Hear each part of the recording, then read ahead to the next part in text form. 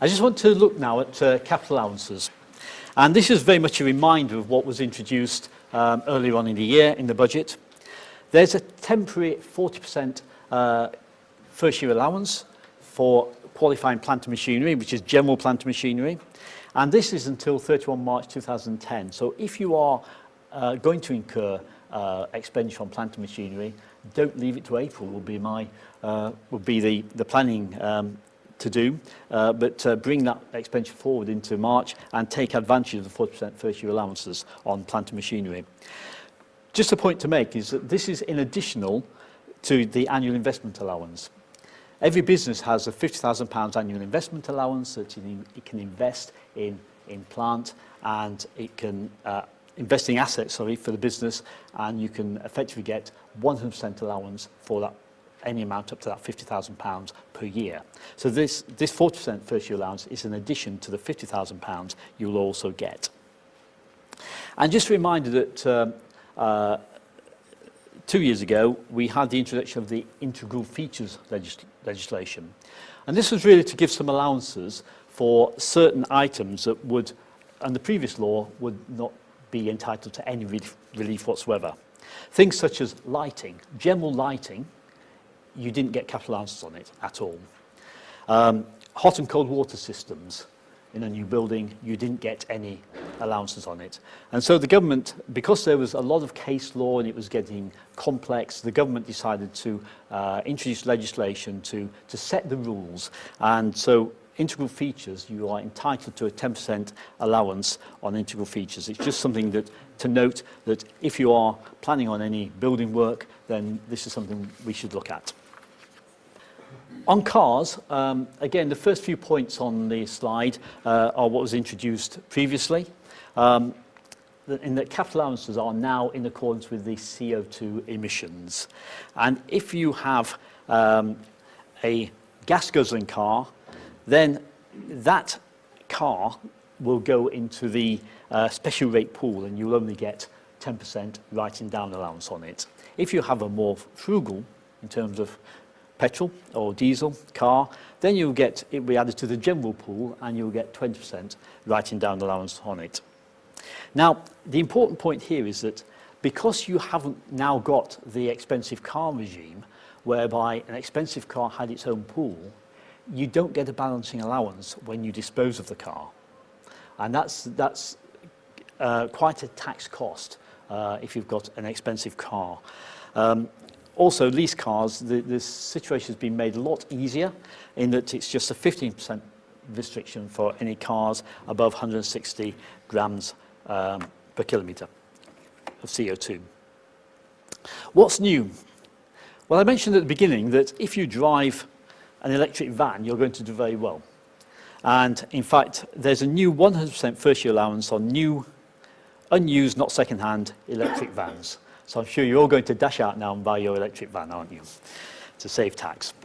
As I mentioned just now, cars lose their identity in the pools nowadays, unless there is a private use element. And if you have a car which you in your business, your car, and you use it privately, so you get a deduction in your tax computations, both for expenditure and for capital allowances purposes, then it remains in a separate pool, and when you sell that car, you will get a balancing allowance. And that can be very valuable for people like partners in businesses, partners in LLPs, and sole traders to obtain that balancing allowance. It also is true for companies, but it's very, very difficult to have a car in a company where it's not used wholly and exclusively for the purpose of the trade. There are a number of, well, a few wild and wacky ideas around. Whether there's anything that really works, I've heard of lending a car to a charity for a month and all sorts of things, but I think in reality, in companies, I think you will have to accept that they go into either the special rate pool or the general pool.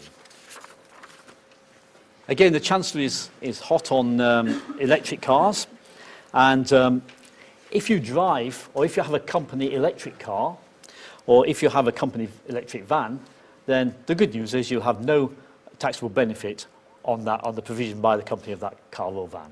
And those provisions are for 5 years from the 6th of April 2010. So again, it's the part of the green message being given to us by the government. Moving 1 year on now to 2011-12, there's going to be a further increase in benefits on company cars.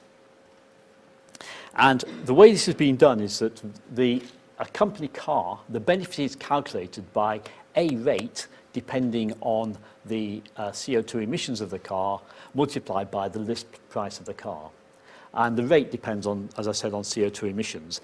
If you have a very low CO2 emission car, then you don't pay any benefit on the car at all. Now, previously, it was announced that the lower rate, the lower emissions, will be 120 grams. But this has been reduced from 2011-2012 to 99 grams per kilometre. So those cars now, anything from 100 grams above, you'll have a benefit calculated at 10%. Previously, you wouldn't have had any benefit on those cars. And again, just a reminder that the £80,000 cap, it is the case that if you have a Ferrari at £150,000, your benefit is only based on £80,000, but in future it will be based on £150,000. So you'll be paying, you have a benefit of 35% of £150,000. And again, from 2011-12, the fuel benefit is also increasing, and the basis of fuel benefit is an amount multiplied by a factor depending on your CO2 emissions. And the basic amount is increasing from £16,900 to £18,000, and that is actually a year earlier from 6 April 2010, so that is from next year. So when you take that package together, I think there's some significant increases in benefits in kind on cars.